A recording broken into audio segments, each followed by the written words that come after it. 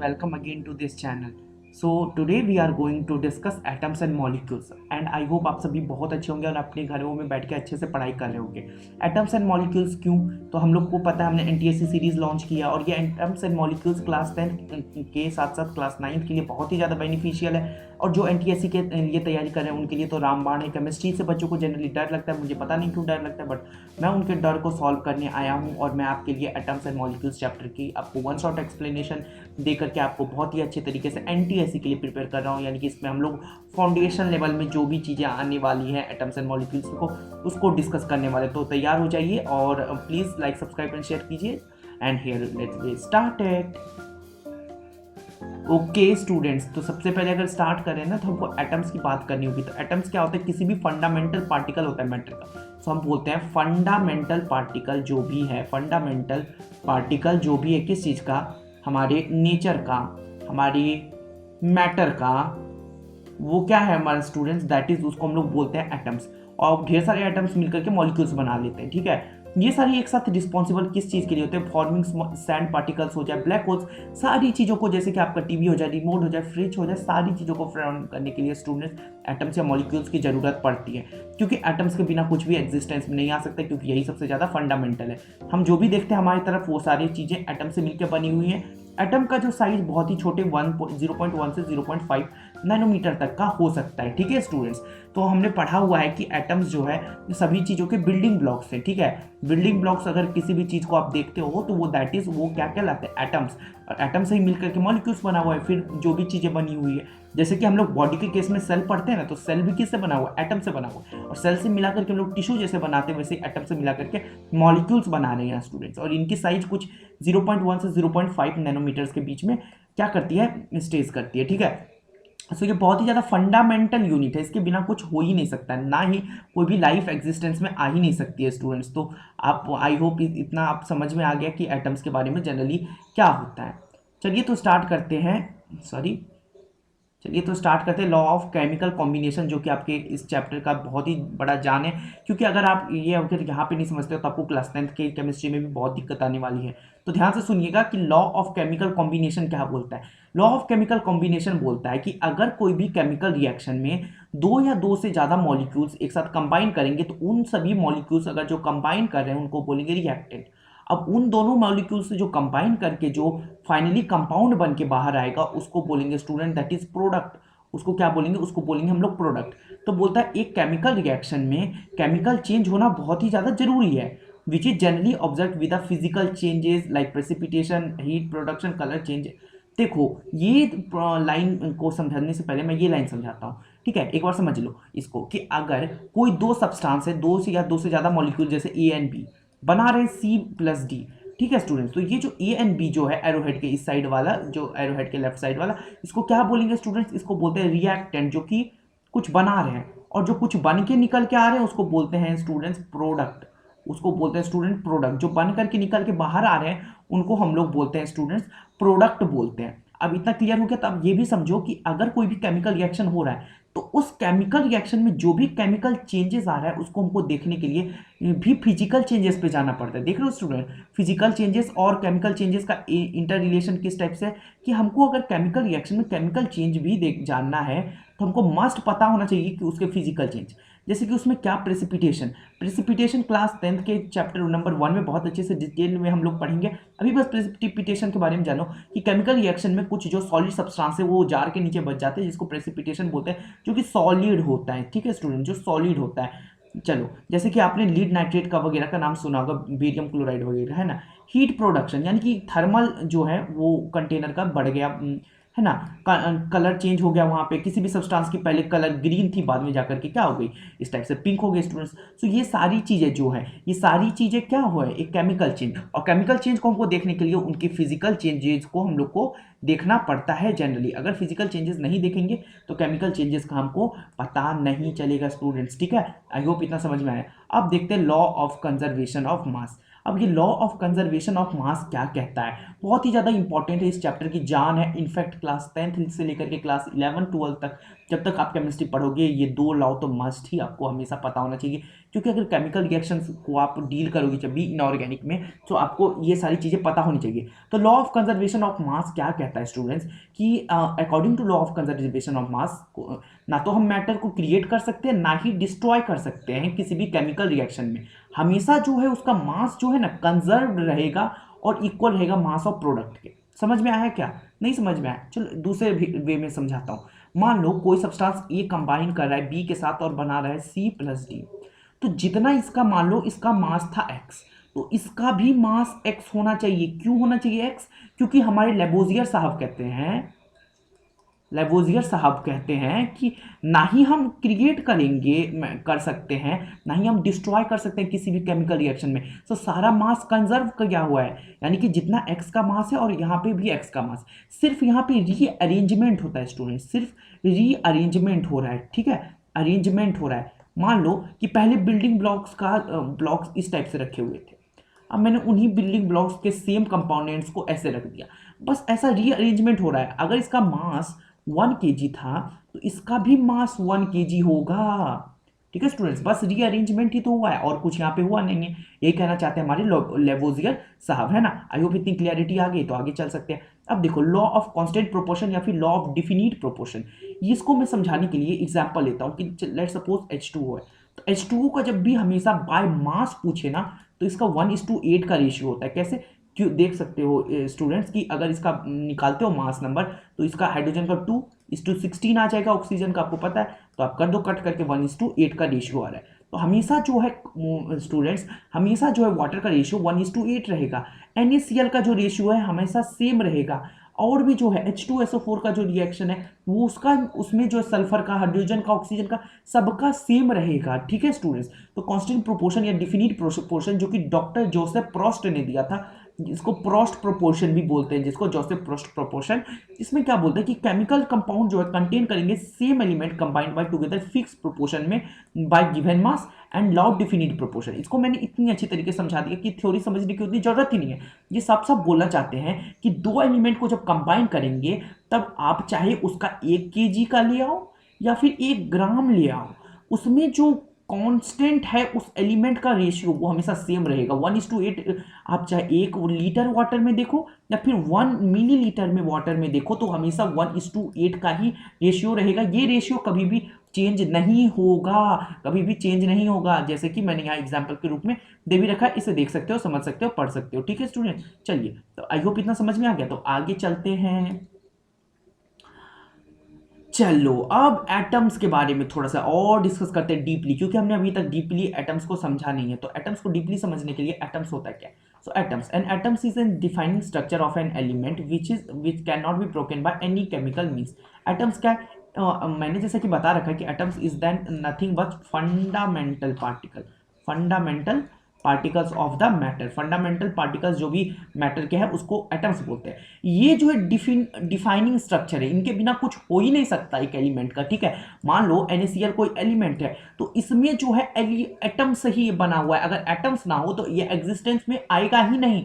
और atoms can not be broken by any chemical means. अब कुछ टर्म्स होते हैं स्टूडेंट्स जो कि हमको समझने पड़ते हैं जब हम लोग एटम्स वाला चैप्टर पढ़ते हैं। तो हम लोग को कुछ सिंबल्स है, जैसे कि सिंबल X डिनोट करता है किसी भी एलिमेंट को। मान लो कि सोडियम को आपको बोल दिया जाएगा दिस एलिमेंट X। ठीक है, तो हम लोग एलिमेंट X जो है एलिमेंट के लिए X का यूज कर लेते हैं। एटॉमिक नंबर को हम लोग हमेशा क्या करते हैं, दैट इज ए से डिनोट करेंगे, और मास नंबर को Z से डिनोट करते हैं, जो कि इक्वल होता है total number of proton and neutron. ये बात जो है हमेशा याद रखना स्टूडेंट्स कि एटॉमिक नंबर जो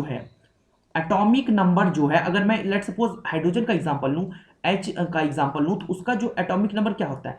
एटॉमिक नंबर 1 होगा। और atomic number is equal to number of proton, और number of proton will be equal to number of electrons. Number of electrons, this will be equal to nothing but number of electrons. Is it true? Yes. So next thing, अब example लेते हैं, that is sodium का कितना होता है atomic number? That is 1। So number of proton जो है इसका, अगर नंबर ऑफ प्रोटॉन हो जाए तो नंबर ऑफ प्रोटॉन इसका बोलेंगे कितना? नंबर ऑफ प्रोटॉन इसका हो जाएगा 11, और इसका एटॉमिक नंबर भी कितना हो जाएगा? 11। और इसका नंबर ऑफ इलेक्ट्रॉन भी हो जाएगा 11। अब अगर Na पॉजिटिव की बात करें, Na प्लस कैटायन की बात करें, तो यानी कि Na plus cation 1 electron lose करके बना हुआ सब्सटेंस है। याद रखना, अगर एक इलेक्ट्रॉन लूज करता है सब्सटेंस तो वो निगेटिव बन जाता है, वो पॉजिटिव स्टेट में चला जाता है। अगर एक इलेक्ट्रॉन को गेन कर लेता है तो वो निगेटिव स्टेट में चल जाता है। जैसे कि निगेटिव स्टेट में क्लोरीन जो है Cl माइनस एक इलेक्ट्रॉन गेन करके जाता है, और Na पॉजिटिव जो है वो इलेक्ट्रॉन लूज करके पॉजिटिव में जाता है। तो यहाँ पे जो नंबर ऑफ प्रोटॉन है Na प्लस कैटायन में, तो उसमें क्या हो जाएगा, दैट इज Na प्लस में क्या हो जाएगा, नंबर ऑफ इलेक्ट्रॉन तो यहाँ पे 10 हो जाएगा, लेकिन नंबर ऑफ प्रोटॉन 11 हो जाएगा, अंतर आ रहा है। और सिमिलरली क्लोरीन के केस में, अनायन के केस में क्या हो जाएगा, नंबर ऑफ प्रोटॉन जो है वो तो 17 रहेगा, लेकिन नंबर ऑफ इलेक्ट्रॉन जो है वो दैट इज कितना हो जाएगा, दैट इज वो 18 हो जाएगा, क्योंकि उसने एक गेन कर लिया है स्टूडेंट्स। ये बात हमेशा ध्यान रखना। ओके, आई होप इतना सारी चीजें क्लियर हो गई। अब मास नंबर जो है उसको हम लोग डिनोट करते हैं AMU से। AMU से हम लोग मास करते हैं 1। अब ये AMU क्या होता है, 1/12 ऑफ कार्बन मास। 1/12 जो कार्बन आइसोटोप है, जो कार्बन 12 आइसोटोप है स्टूडेंट्स, क्योंकि कार्बन क्या होता है, कार्बन 12 6, कार्बन 13 6, कार्बन 14 6, ये है ना, ये सारे आइसोटोप्स है। अब आइसोटोप्स और आइसोबार्स क्या होते हैं स्टूडेंट्स, ध्यान से सुनो। आइसोटोप्स, आइसोटोप्स क्या होते हैं, सेम होगा एटॉमिक नंबर, सेम होगा एटॉमिक नंबर, डिफरेंट होगा मास नंबर, डिफरेंट होगा mass number, same atomic number, different होगा मास नंबर। आइसोबार्स, आइसोबार्स क्या होगा, सेम होगा, मास नंबर सेम हो जाएगा, और डिफरेंट यहां क्या हो जाएगा स्टूडेंट, यहां पे एटॉमिक नंबर। ठीक है स्टूडेंट्स, आई होप की समझ में आ रहा है। देख लो, सारे के मास में डिफरेंस आ रहा है तो इसको आइसोटोप्स बोलेंगे। क्यों, क्योंकि यहाँ का एटॉमिक नंबर सेम है।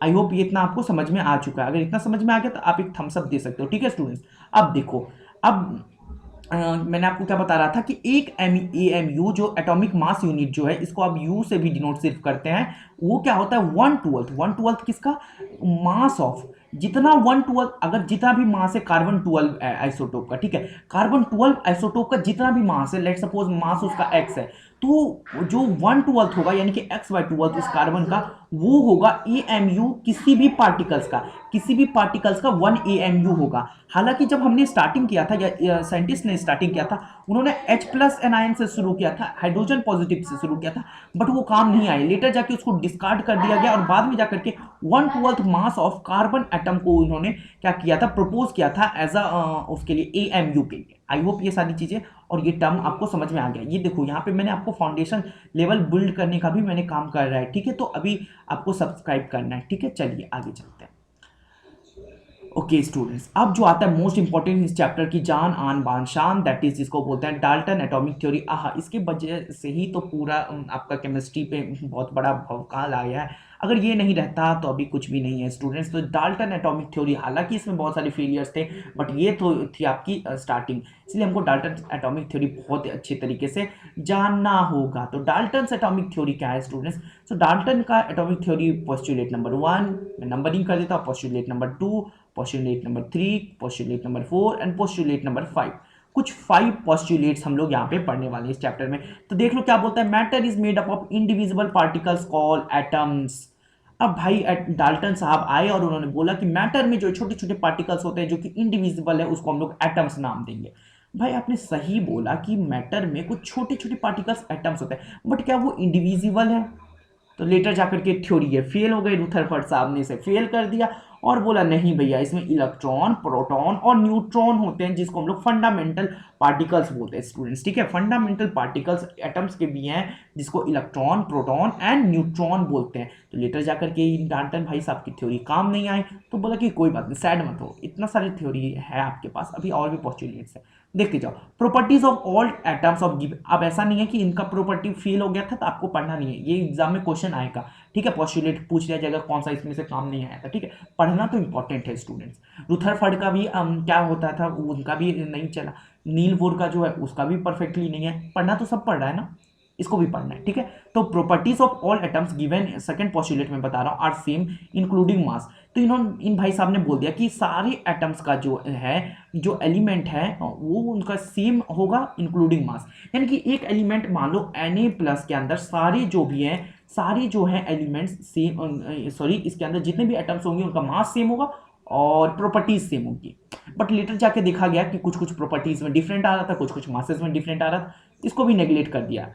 ठीक है, अब देखो आगे, atoms of different elements combine fix ratios to form compound. ये भाई बहुत अच्छी बात कही थी कि एटम्स जो डिफरेंट एलिमेंट्स के कंबाइन करते हैं फिक्स रेशियो में to form compound, very good.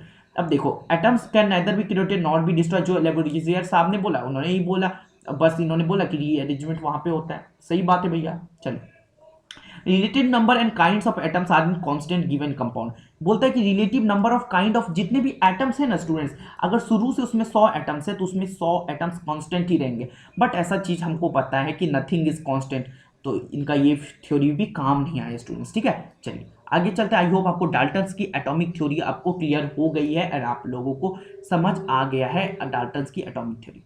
अब एटॉमिक मास के बारे में मैंने आपको पिछली स्लाइड्स पे कुछ बता रखा है, अब यहाँ पे थोड़ी डिटेलिंग करते हैं एटॉमिक मास पे। तो एटॉमिक मास होता क्या है? Atomic mass and atomic mass unit दो चीजें हैं ये, ठीक है। तो सबसे पहले देखते हैं कि एटॉमिक मास क्या होता है। It is the total of the masses of an electron, proton and neutron. But हमको पता है कि एटॉमिक मास में हम लोग जनरली प्रोटॉन प्लस न्यूट्रॉन को जोड़ के हम लोग एटॉमिक मास निकालते हैं स्टूडेंट्स, ठीक है, जो कि न्यूक्लियस होता है। क्योंकि हमको पता है कि ये मान लो कि ये न्यूक्लियस है, इसके अंदर प्रोटॉन और न्यूट्रॉन होता है और उसके बाहर के शेल्स में जो है वो इलेक्ट्रॉन्स मूव करते रहते हैं बाहर के शेल्स में। अब सेल्स क्या होते हैं, ऑर्बिटल्स क्या होते हैं, आगे जाके मैं बताऊंगा। स्ट्रक्चर ऑफ एटम चैप्टर में बहुत मजेदार तरीके से बताऊंगा, लेकिन इस चैप्टर में भी थोड़ा थोड़ा क्लैरिफिकेशन देते चलूंगा, ठीक है। और क्या बोल रहा है, electron, proton and neutron in atom और in the group of atom and average mass of the electronic particle is called atomic mass. क्या बोलते हैं कि average mass of atomic particle किसी भी का, जैसे Na का हो जाए, Cl का हो जाए, वही क्या कहलाता है, एटॉमिक मास।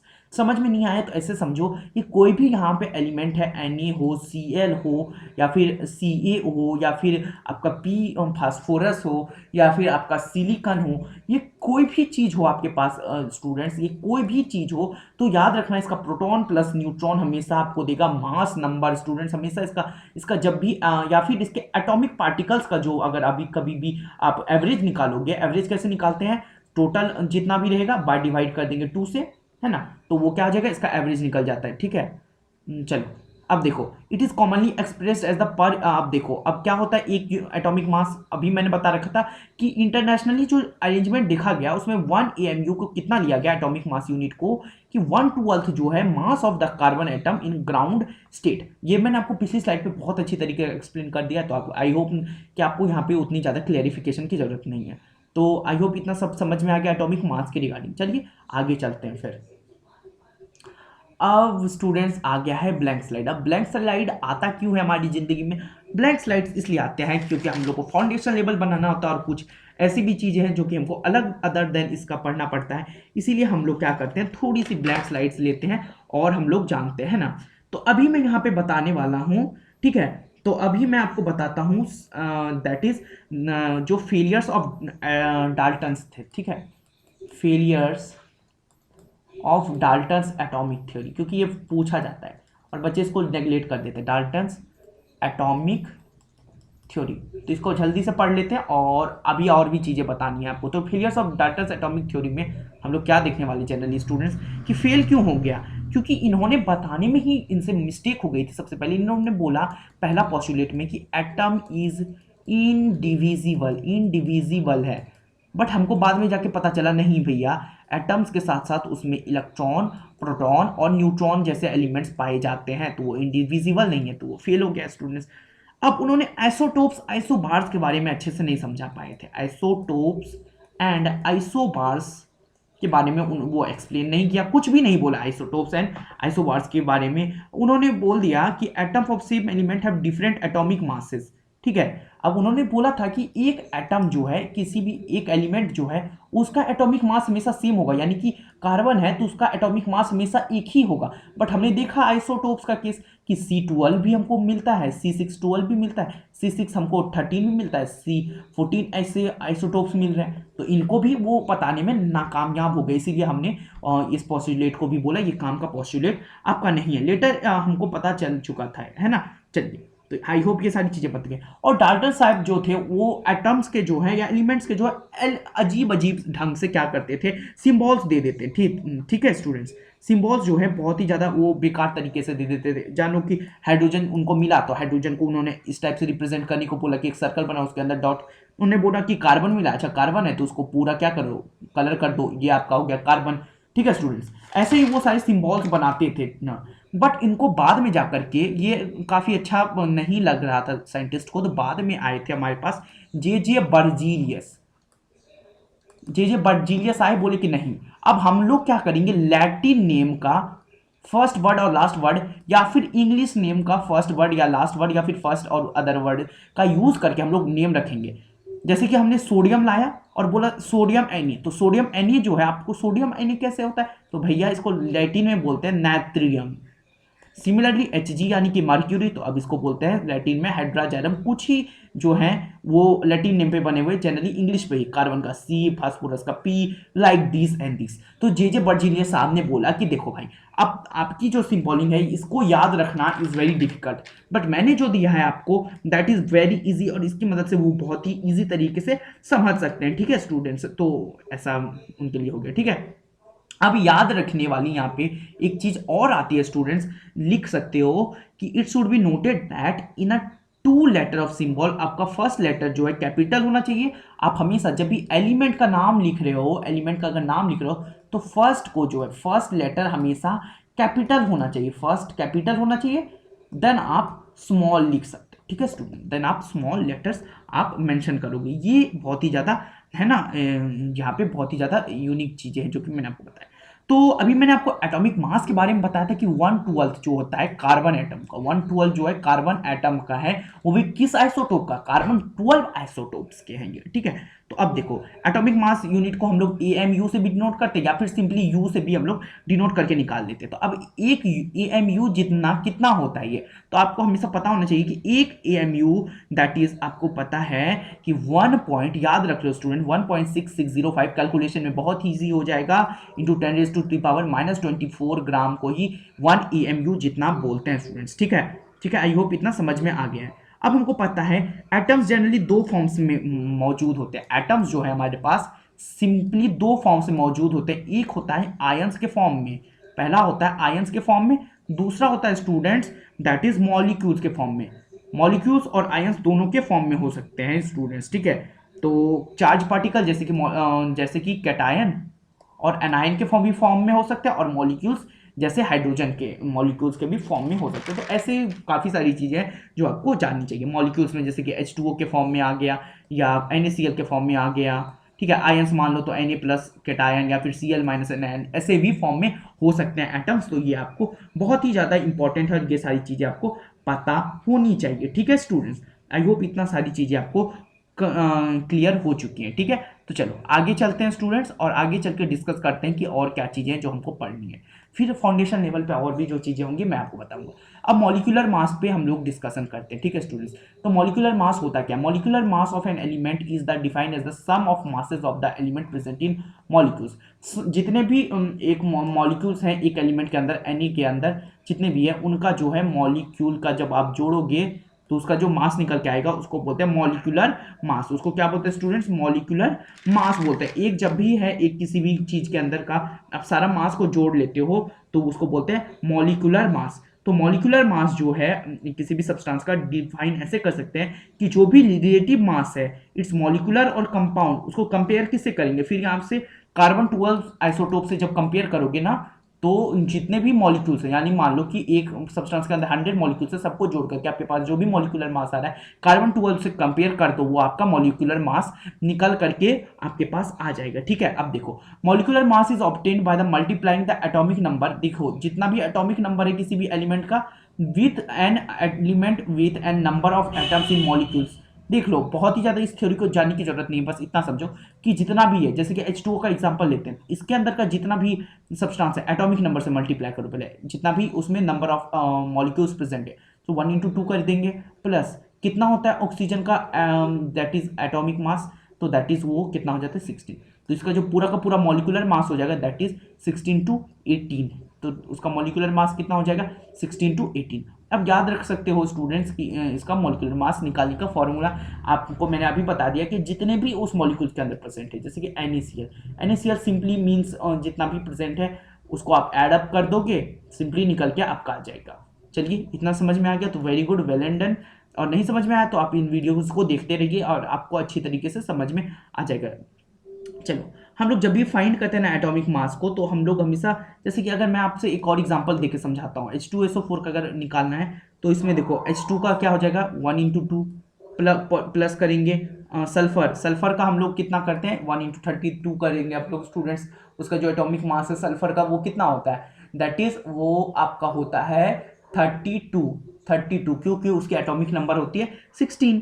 चलो अब प्लस हम लोग करेंगे, ऑक्सीजन 4 है तो 16 × 4 कर देंगे, तो फाइनली आपके पास जो आंसर आएगा 19 ग्राम्स आ जाएगा स्टूडेंट्स। सो लाइक दैट आप मॉलिक्यूलर मास आप किसी भी एलिमेंट्स का इजीली निकाल सकते हो। आपके पास ये है पावर कि आप किसी भी एटम्स या मॉलिक्यूल्स की इजीली एटॉमिक मास फाइंड कर सकते हो स्टूडेंट्स, फाइंड कर सकते हो। अब यहाँ पे आपका आ गया है टॉपिक मोल कंसेप्ट। सो आपको मोल कंसेप्ट इससे पहले मैं समझाऊं आपको, मैं कुछ जो इंपॉर्टेंट टॉपिक्स है जिसमें मैं एटॉमिसिटी में बताना चाहता हूँ।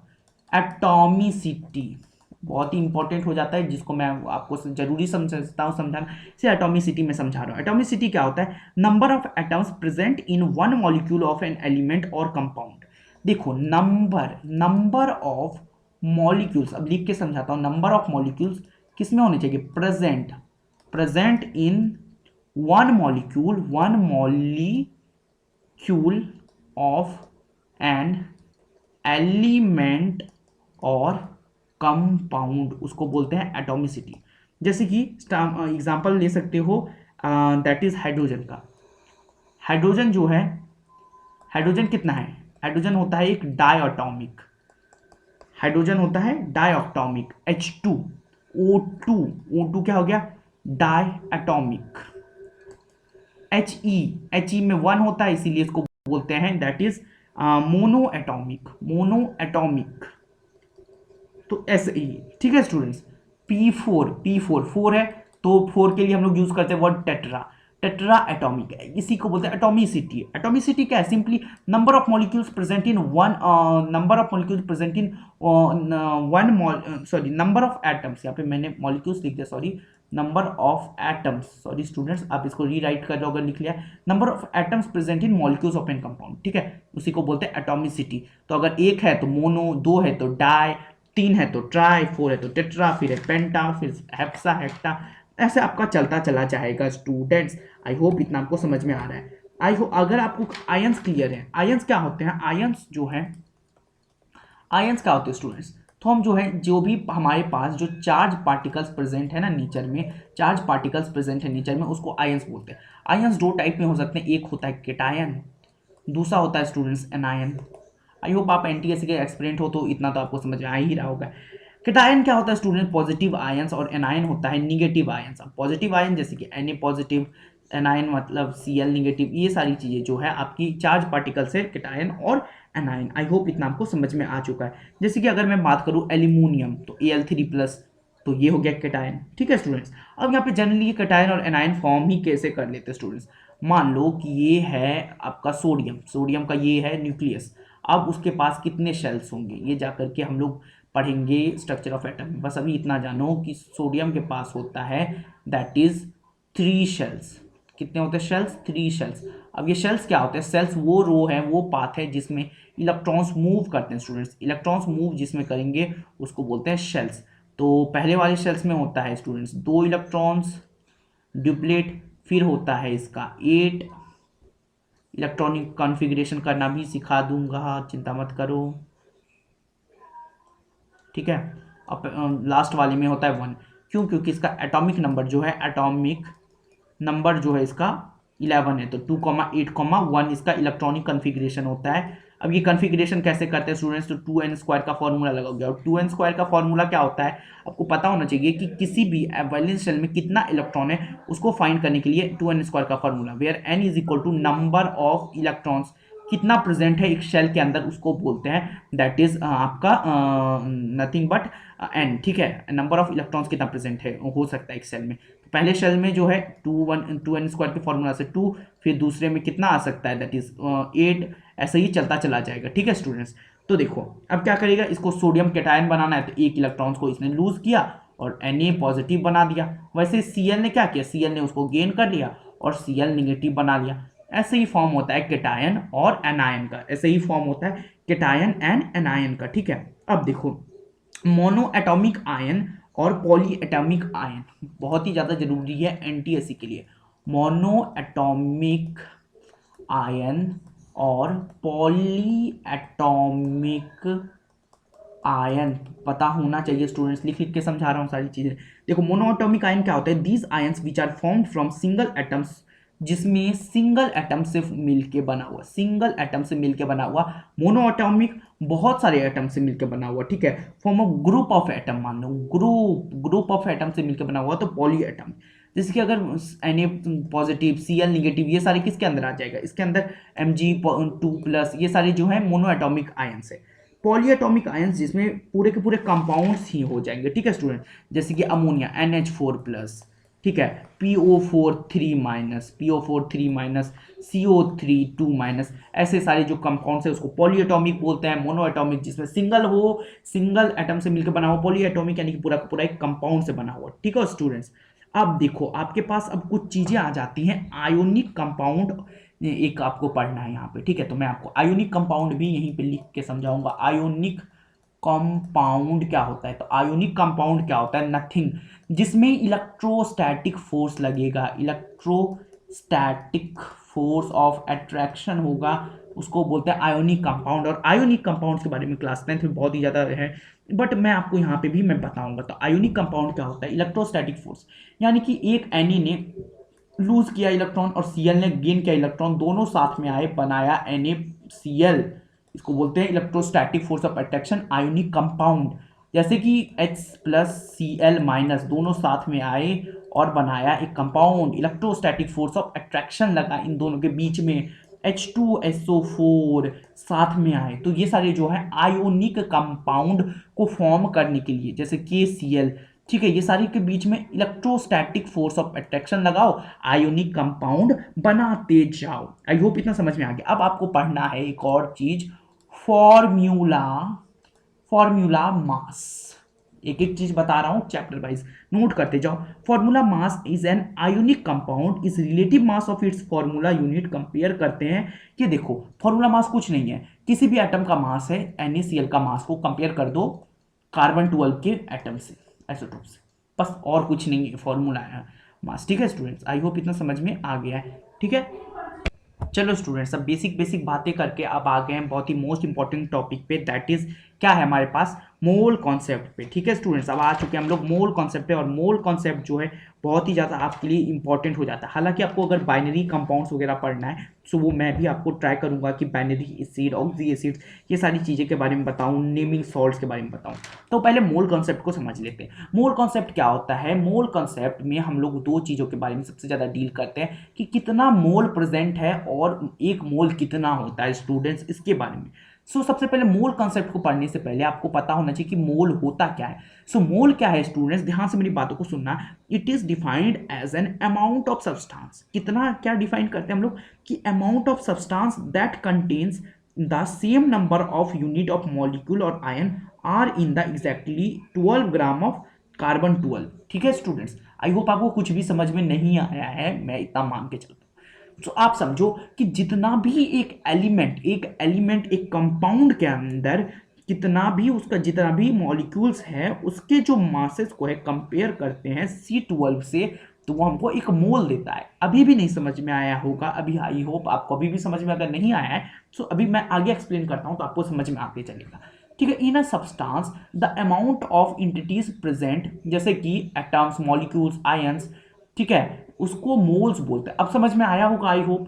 किसी भी सब्सटेंस में कितना अमाउंट ऑफ एटम प्रेजेंट है, मॉलिक्यूल प्रेजेंट है, आयंस प्रेजेंट है, इनमें से कोई एक प्रेजेंट है तो वही मोल है स्टूडेंट्स, ठीक है। अ मोल ऑफ एनी सब्सटेंस कितना होता है 6.022 इंटू 10⁻⁻23। यहाँ पे मिस्टेक हो गई है, ये 10⁻23 नहीं है, आप इसको ऐसे लिखोगे 6.022 इंटू 10⁻23, पावर में जाएगा 23, ठीक है, मॉलिक्यूल्स जितना, ठीक है। Mole concept is one of the most convenient way of expressing atoms of reactant और प्रोडक्ट इन रिएक्शन, ठीक है स्टूडेंट्स। चलो अब ये जो 6.02223 जो पावर है इसको बोलते हैं Na, और Na का मतलब होता है एवोगैड्रो नंबर।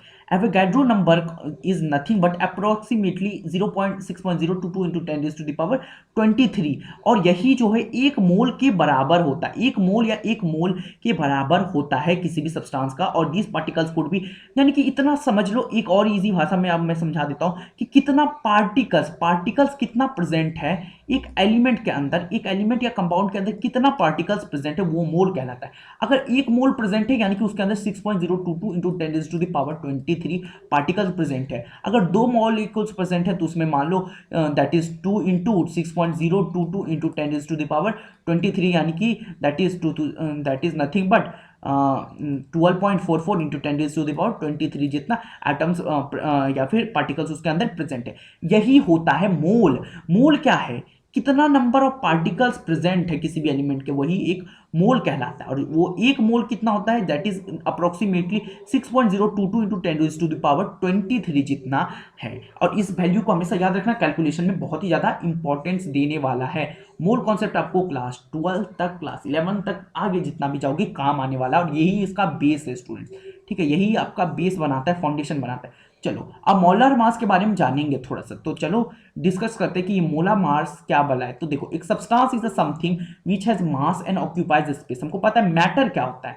अब substance which has mass and occupies space उसको बोलते हैं स्टूडेंट मैटर बोलते हैं। तो सिमिलरली जो मोलर मास या फिर मॉलिक्यूलर वेट है ना, एग्जैक्टली क्या होता है? सम ऑफ द टोटल, सम करते हैं सारी टोटल मास ऑफ ग्राम्स, यानी कि जितना भी ग्राम्स है, मान लो NaCl का जितना भी ग्राम्स है उसको सारी को जोड़ लो, एटम्स जितने भी उसके प्रेजेंट है एक मॉलिक्यूल में, एक मोल में, उसी को बोलते हैं मोलार मास। यानी कि जितना भी उसके अंदर पार्टिकल्स प्रेजेंट है, यानी कि 6.022 into 10 raise to the power 23, उससे मल्टीप्लाई कर दोगे, जितना उसके अंदर पार्टिकल्स प्रेजेंट है वही आपको एक मोलार मास निकाल के दे सकता है। तो एक मोल है तो मान लो कि इतना है, और 2 3 4 जितना भी हो सकता है उसके अंदर मोल। ठीक है स्टूडेंट्स, इतना समझने के बाद अब एटॉमिक वैलेंसी या एटॉमिसिटी और मॉलिक्यूल्स क्या होता है उसको फिर एक और बार समझ लेते हैं। मॉलिक्यूल्स को हम लोग ऐसे डिफाइन करते हैं कि जो भी स्मॉलेस्ट यूनिट और किसके अंदर प्रेजेंट है, कंपाउंड के अंदर, कंटेन करता है केमिकल प्रॉपर्टीज ऑफ कंपाउंड को, उसी को बोलते हैं मॉलिक्यूल्स। नहीं समझ में आया? समझो, ये कोई भी एक कंपाउंड है, NaCl का कंपाउंड है, मेरा फेवरेट है ये NaCl, इसीलिए इतना एग्जांपल लेता हूँ। इसके अंदर जितने भी कंपाउंड मॉलिक्यूल्स प्रेजेंट होंगे वो क्या करेंगे? सिमिलर केमिकल प्रॉपर्टीज को दिखाएंगे, that is considered to be as molecules. ठीक है, अब एटॉमिसिटी मैंने बता रखा है कि एटॉमिसिटी जो एलिमेंट का, वो नंबर ऑफ एटम होता है एक मॉलिक्यूल ऑफ एटम के अंदर। जैसे कि hydrogen, nitrogen, oxygen, chlorine, iodine, bromine, सबके जो है दो हैं तो डाई एटॉमिक, ये सारे कितने हैं? Diatomic. एक होगा तो मोनो एटॉमिक, 3 है तो triatomic, then polyatomic, ऐसे ही चलते चला जाएगा स्टूडेंट्स। आई होप इतनी सारी चीज़ें क्लियर हो चुकी हैं। तब आगे बढ़ते हैं। आगे बढ़ने के बाद स्ट्रक्चर देख लेते हैं एटम का। ये चैप्टर नहीं है स्ट्रक्चर ऑफ एटम, बस यहाँ पे थोड़ी सी बातें जानेंगे स्ट्रक्चर ऑफ एटम की रिगार्डिंग। तो स्ट्रक्चर ऑफ एटम में, atom made up of 3 particles, so those 3 particles tends to be electron, proton and neutron। so जो सेंटर ऑफ एटम जो है उसको बोलते हैं न्यूक्लियस। यानी कि ये देखो, ये सेंटर ऑफ जिसमें है न्यूक्लियस, जिसमें प्रोटॉन और न्यूट्रॉन पाया जाता है, और उसके सामने होते हैं बाद में शेल, और शेल्स में पाए जाते हैं इलेक्ट्रॉन्स। तो याद देखिएगा, इलेक्ट्रॉन कहाँ पाया जाता है? ये सेंटर के अंदर, जिसको बोलते हैं न्यूक्लियस। ये सब के बारे में स्ट्रक्चर ऑफ एटम में डिटेल्स में है। तो the nucleus of an atom contains the whole mass of an atom. जितना भी मास है एटम्स का, that will be consist nucleus. जितना भी न्यूक्लियस का जो है, यानी कि इलेक्ट्रॉन या शेल का जो मास है वो नेग्लिजिबल है। पॉजिटिव जो और निगेटिव, सॉरी, ये जो आपका नो चार्ज मिला करके दैट इज होल मास दिखाता है। ठीक है, तो electron in atom are arrange in shell और ऑर्बिटल्स, जिसके बारे में हम लोग पढ़ चुके हैं थोड़ा थोड़ा, और पढ़ेंगे in the case of the chapter structure of atom. next thing next thing is nothing but a valency. So valency and valence electron, there here are two terms, valence electrons and valency. Okay, so these are two. So what is valency? Let's discuss. So valency, that is nothing but that is combining capacity of electron to lose or gain electrons in shells, or share electrons, or complete its octet, and determine the valency of electrons. That is tends to be a valency. And what is the valence electrons? So number of electrons in those electrons present in outermost cell, यानी कि KLMN shells में, जितने भी, या फिर K shells में, L shells में, जिसमें भी जितना एलिमेंट्स आउटर मोस्ट होना चाहिए, that to be termed as valency. I hope this is going to be blunder, so I am explaining valency again.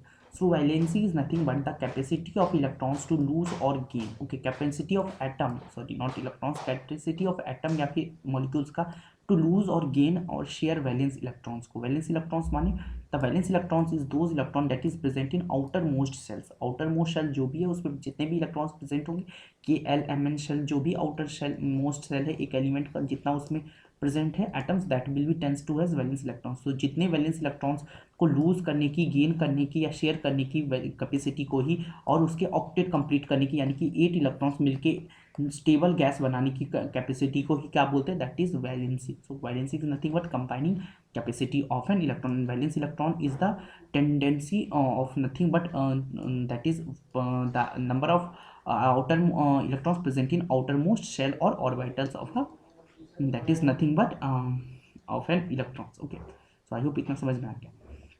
So इसके बारे में क्लास 10 पे ज़्यादा detail. So now on the writing chemical formula. So writing of chemical formula, that is compounds. Okay, so when two or more compounds elements chemically combine in a fixed ratio by mass, the obtained product is known as a compound. What is a compound? When two or more element, जब दो से या दो से ज़्यादा element chemically combine करते हैं in ratio by fixed mass, obtain करते हैं जो भी एक प्रोडक्ट, तो उसको बोलते हैं कंपाउंड. यानी कि रिएक्टेंट जो भी एक साथ मिलकर के कंपाउंड्स बनाते हैं, एलिमेंट्स सारे मिलकर के कंपाउंड्स फॉर्म करते हैं. तो compounds are do substance consisting of two or more different types of element in fixed ratio, जैसे कि NaCl, H2O. So these are some compounds. And NaCl, HO2, these are some nothing but elements. So these are differences between elements and the compounds. Okay, so what is ion? So ion is defined as an atom or molecule which has gain or loss electrons in valence electrons. So that is nothing but ions. So that can be positive and that can be negative, like cation and anion. Okay, nothing, negatively charged particle is called anion and positively charged particle is cation. Okay, next thing.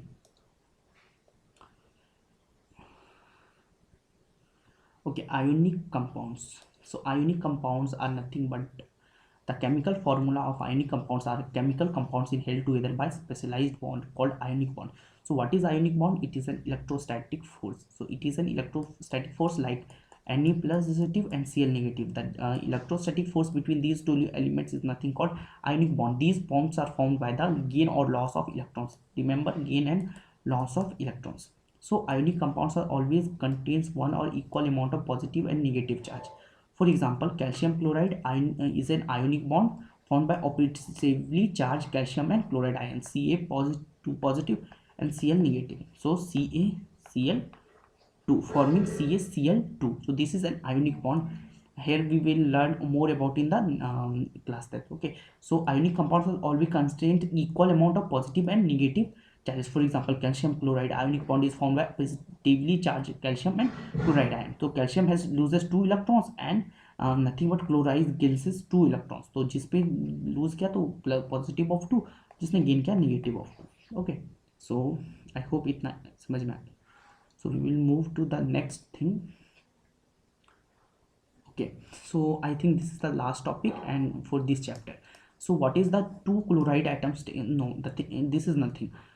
That is all about the chloride atoms takes 1 electrons, thus gaining charge of -1 to attain electronic configuration nearest of noble gas argon. So this will be learned in the class 10 about, and if you are preparing for NTSA, I hope you know about these things. So I hope we have not discussed too much here. Okay, so we will discuss in class 8 class 10 chemistry as well.